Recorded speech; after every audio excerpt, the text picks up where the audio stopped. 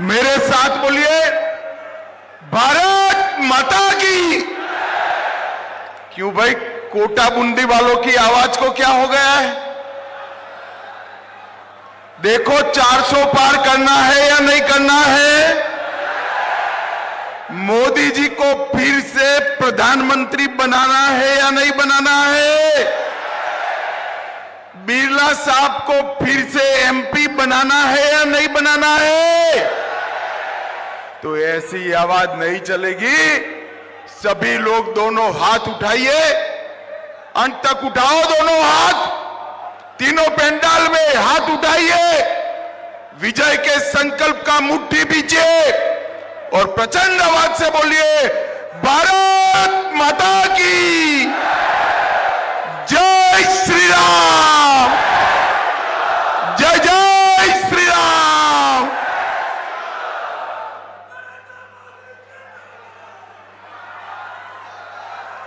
आज के कार्यक्रम में जिनको जिताने के लिए मैं यहां आया हूं, ऐसे भारत की महान संसद के स्पीकर और आपके सांसद श्रीमान ओम बिरला जी, जोर से बिरला जी के लिए ताली बजाइए भाई।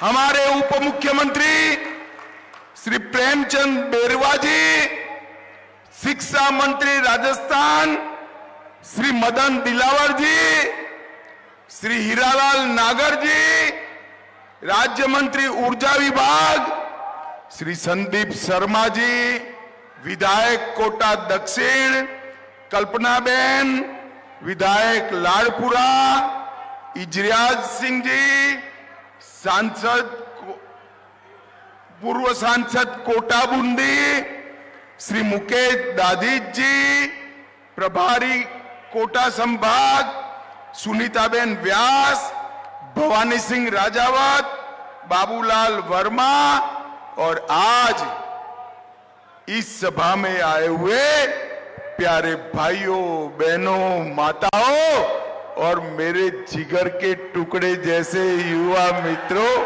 आप सभी को नमस्कार। सबसे पहले पपलाज माता,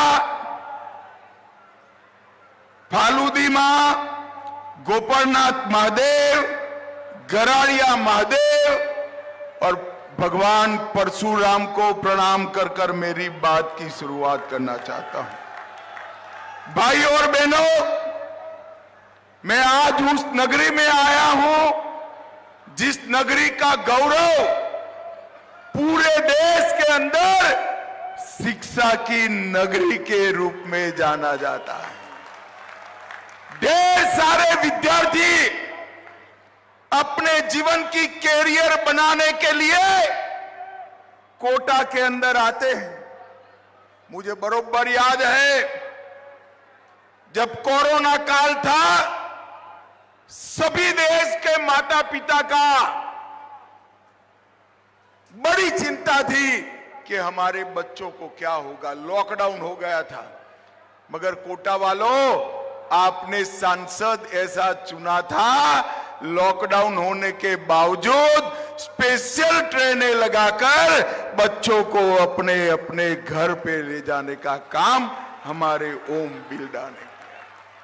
भाई और बहनों, आज मैं यहां आया हूं तब स्वतंत्रता सेनानी रामेश्वर दयाल सक्सेना जी और पुलवामा हमले में शहीद हुए भाई हेमराज मीणा को भी सम्मान के साथ आज याद करना चाहता हूं। भाई और बहनों, आने वाले दिनों में चुनाव होने वाला है। 26 तारीख को कोटा वालों ने भी वोट डालना है।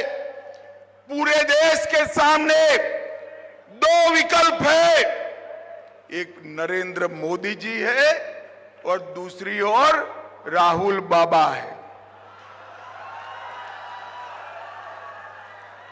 एक और नरेंद्र मोदी जी है जो गरीब चाय बेचने वाले के घर में पैदा होकर 23 साल से मुख्यमंत्री और प्रधानमंत्री के रूप में देश की सेवा कर रहे हैं, इनका तजुर्बा है। और दूसरी ओर राहुल बाबा है जो 20-20 बार लॉन्च किए मगर रॉकेट यान फेल ही कर जाता है। भाई और बहनों, एक और 12 लाख करोड़ के घपले घोटाले भ्रष्टाचार करने वाली कांग्रेस पार्टी है। दूसरी ओर 23 साल के कैरियर में 4 आने का भी जिस पर आरोप नहीं है, ऐसे नरेंद्र मोदी है, नरेंद्र मोदी। भाई और बहनों, एक और राहुल बाबा है जो 3 हर महीने में थाईलैंड विदेश में कहीं न कहीं छुट्टी पर चले जाते हैं। ये भाई बहन दोनों गर्मी नहीं सहन कर सकते। बोलिए अभी चुनाव है, प्रियंका गांधी जी अभी अभी छुट्टी पर थाईलैंड चली गई थी। एक और एक थाईलैंड जाने वाले, छुट्टी लेने वाले नेतृत्व है, और दूसरी ओर 23 साल से मुख्यमंत्री प्रधानमंत्री नाते दीपावली के दिन भी देश की सरहदों पर जवानों के साथ रहने वाला नरेंद्र मोदी। एक और अपने कौवत, राष्ट्रभक्ति, परिश्रम और कुशलता के कारण दुनिया का सर्वोच्च नेतृत्व बनने वाला नरेंद्र मोदी है, और दूसरी ओर परिवारवाद के कारण आए हुए राहुल बाबा है। ये लोगों के बीच में आपको पसंदगी करनी है। कोटा वालों मुझे बताओ किसको पसंद करोगे भाई? अरे जोर से बोलो किसको करोगे, और जोर से बोलो किसको करोगे? अगर नरेंद्र मोदी को पसंद करते हो, प्रधानमंत्री बनाना चाहते हो, तो भाई ओम बिरला के नाम के सामने जो कमल का निशान है उस पर बटन दबाना है। कोटा बूंदी वालों, बिरला जी को दिया हुआ कमल के निशान पर एक एक वोट सीधा मोदी जी के अकाउंट में जमा होने वाला है। समझ में आ रहा है? जरा जोर से बोलो, आ रहा है? बटन कहां दबाना है? जोर से बोलो, बटन कहां दबाना है?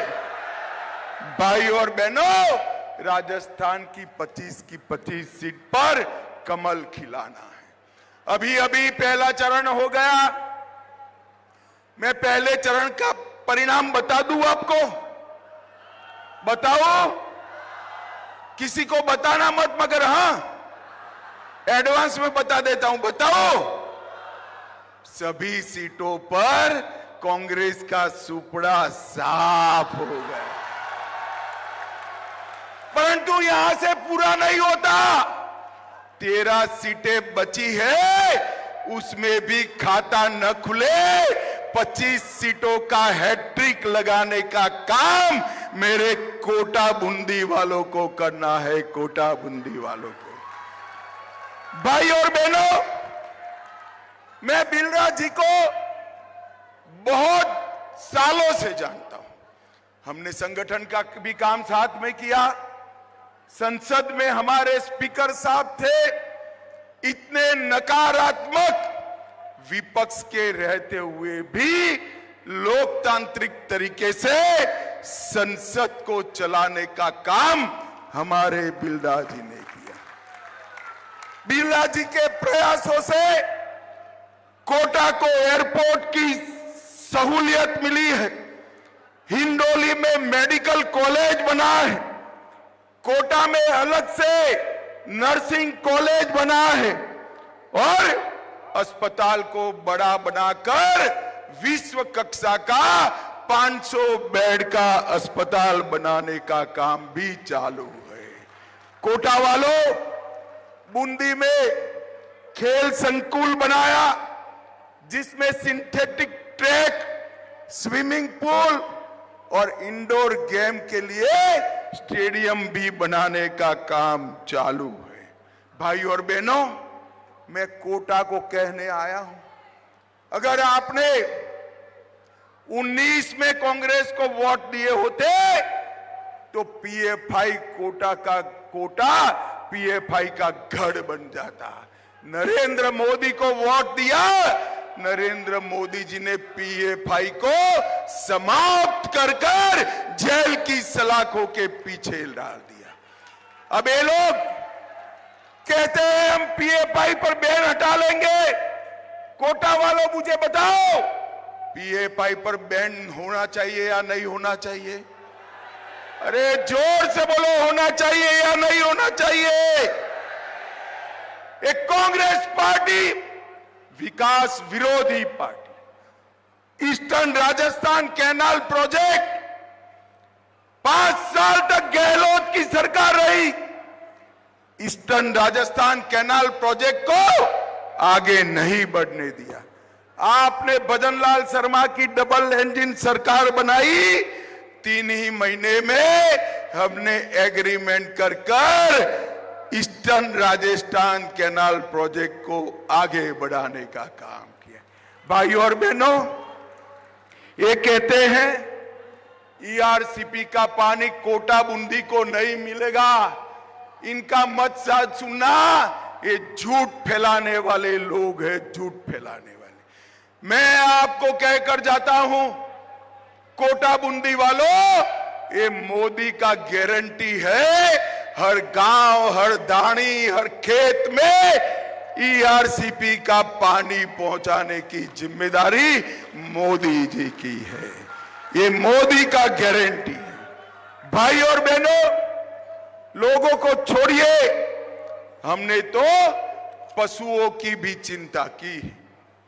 सारे पशुओं को राजस्थान में फ्री ऑफ कॉस्ट करोड़ों रुपया लगाकर टीका लगाने का काम किया और देश में नई 2 लाख डेयरी बनाने का काम भी नरेंद्र मोदी सरकार कर रही है। दिल्ली मुंबई एक्सप्रेसवे कोटा के विकास को गति देने वाला है।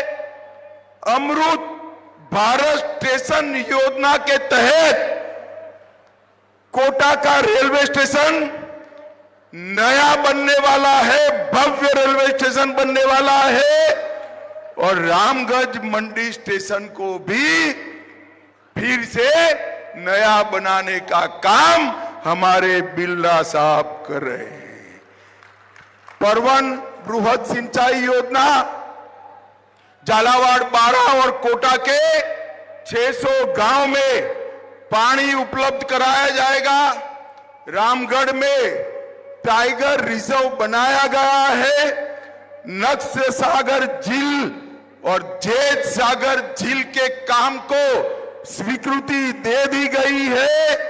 बूंदी दलेलपुर सड़क परियोजना से को भी वन विभाग से मंजूर किया गया है और कोटा की साड़ी और कोटा स्टोन दोनों को दुनिया भर में जियो टैग दिलाने का काम भी भारतीय जनता पार्टी करने जा रही है। भाइयों और बहनों, मैं आज बताने आया हूं, इतना सारा काम हुआ है ना, मगर इसके लिए मोदी जी को, हमारे नेता बिरला जी को वोट मत देना। ये कोटा के विकास के लिए मत देना, उनका काम ही विकास करना है। इसमें क्या नई बात है? आपने 2 बार चुना तो विकास करना इनका फर्ज बनता है, मगर वोट क्यों देना मैं आज बताने आया हूं। बताऊं क्या? कोटा वालों, मन से बड़े आवाज से हाथ उठाकर बताना, ये कश्मीर हमारा है या नहीं है? सभी लोग बोलो, है या नहीं है? एक खड़गे जी कहते हैं राजस्थान वालों का कश्मीर से क्या लेन देन?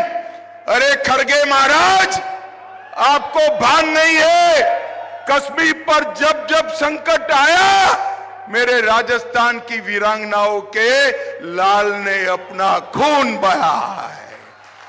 भाई और बहनों, मुझे बताओ, धारा 370 हटनी चाहिए या नहीं हटनी चाहिए?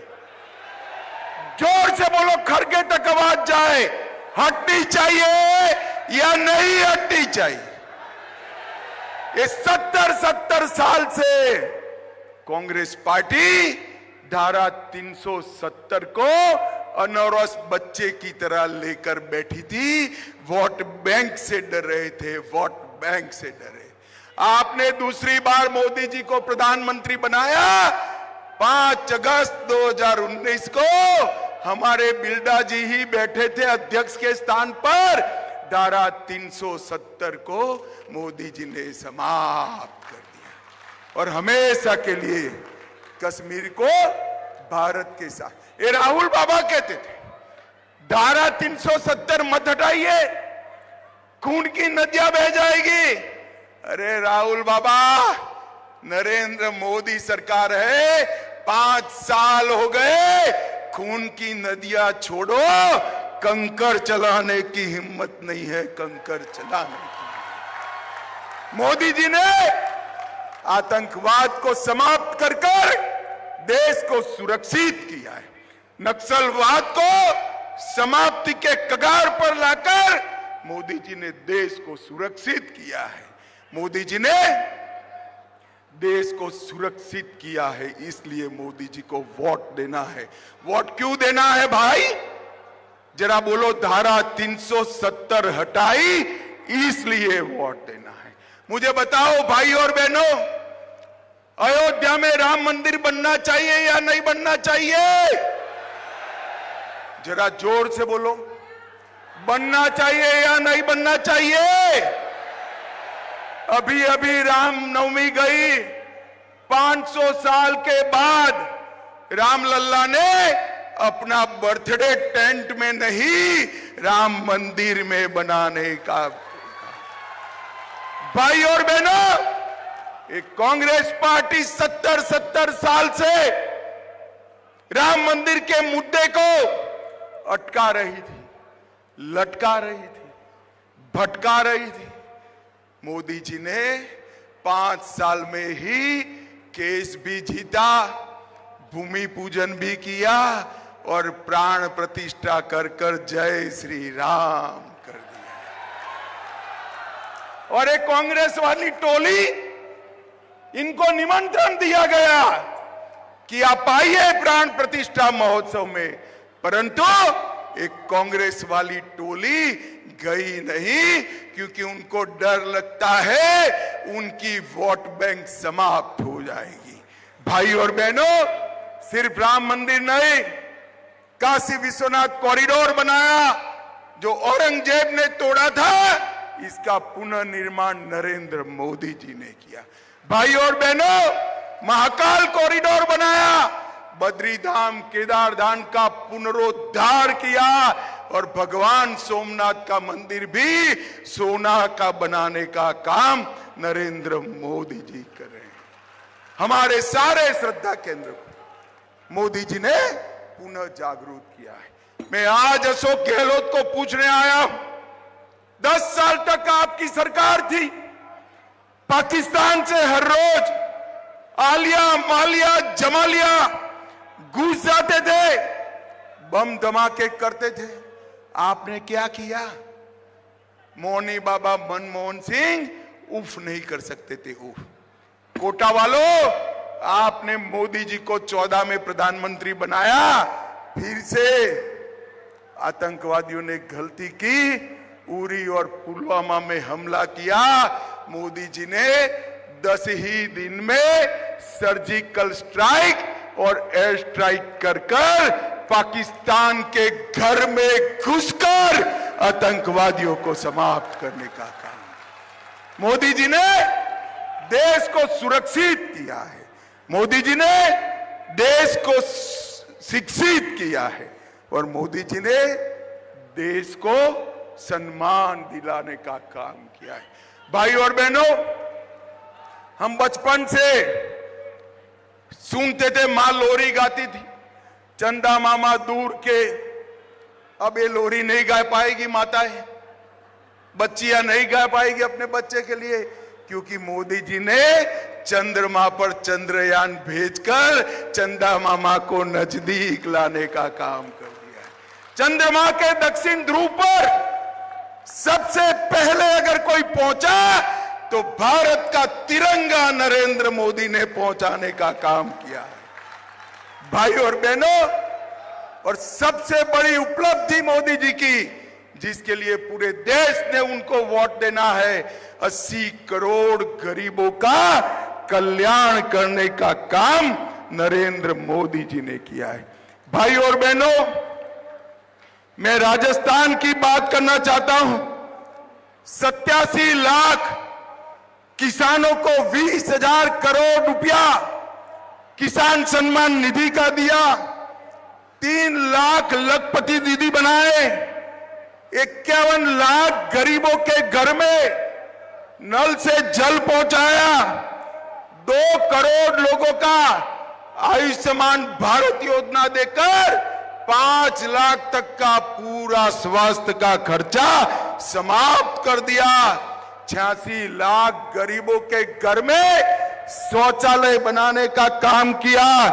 राजस्थान में 4 करोड़ 38 लाख गरीबों को 5 किलो प्रति व्यक्ति प्रति माह मुफ्त में राशन देने का काम किया और 74 लाख माताओं को उज्ज्वला का कनेक्शन देने का काम किया और 32 लाख लोगों को आवास देने का काम किया।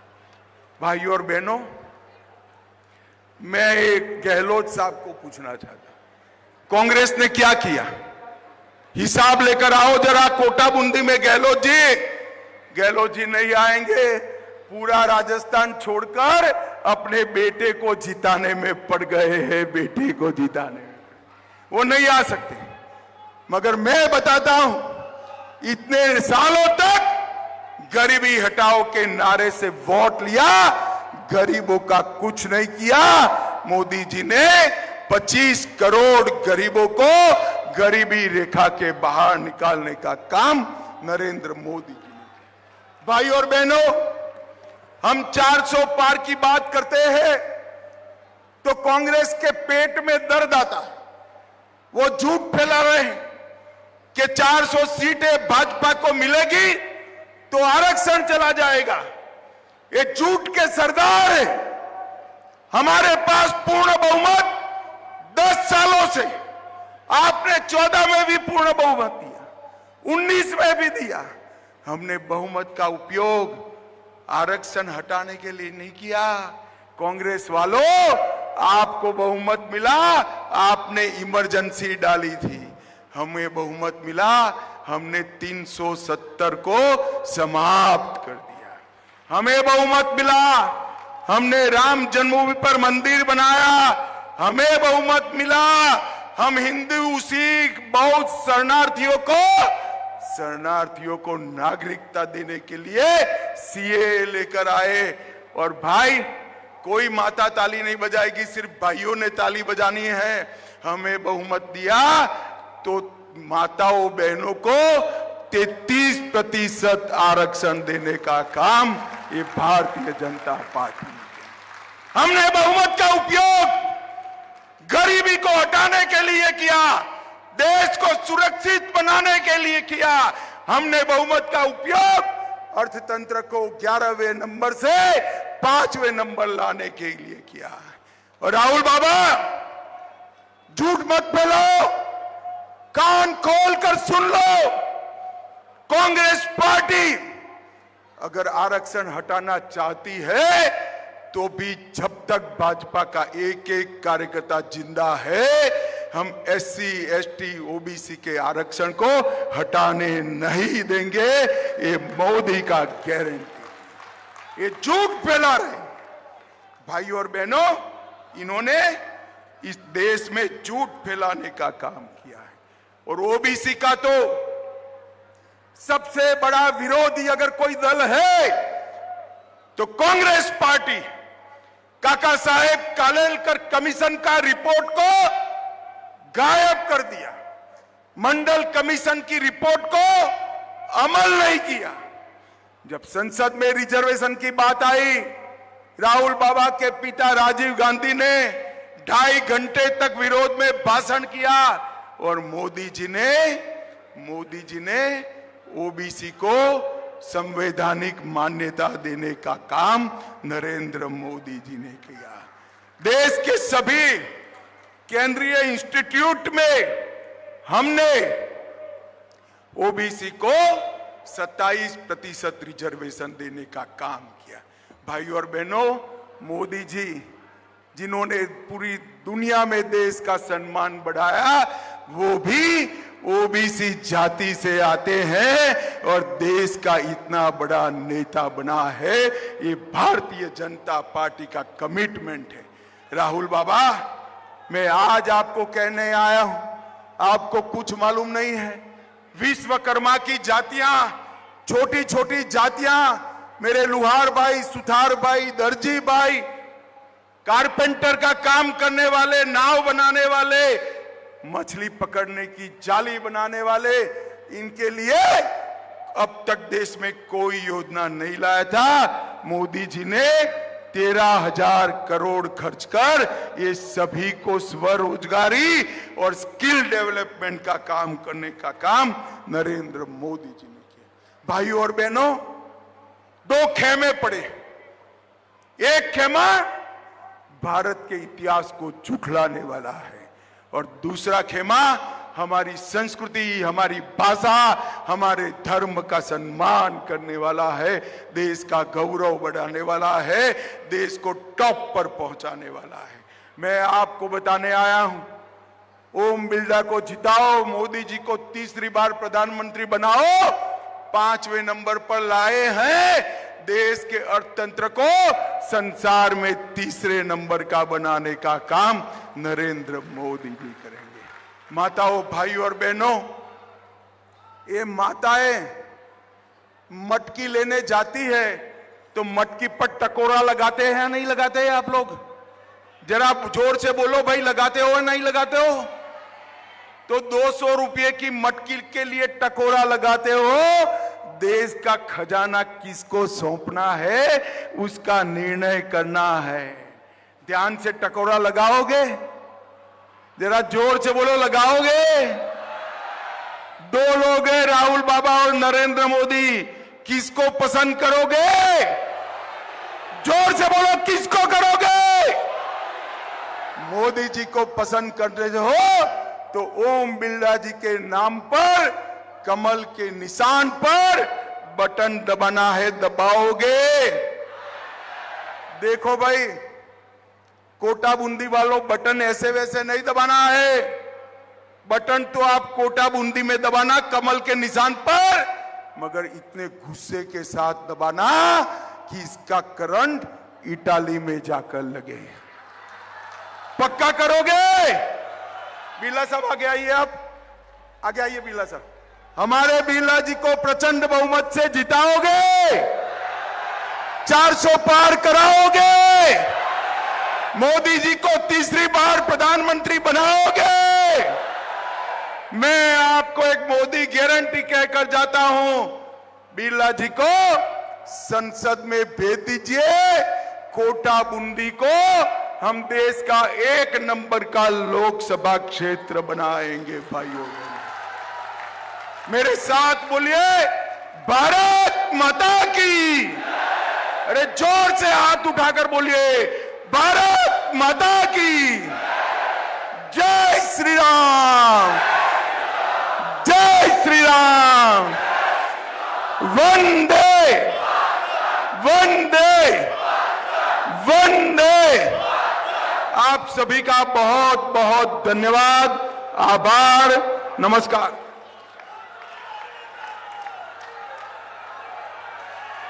अमित शाह जी जिंदाबाद, अमित शाह जी जिंदाबाद,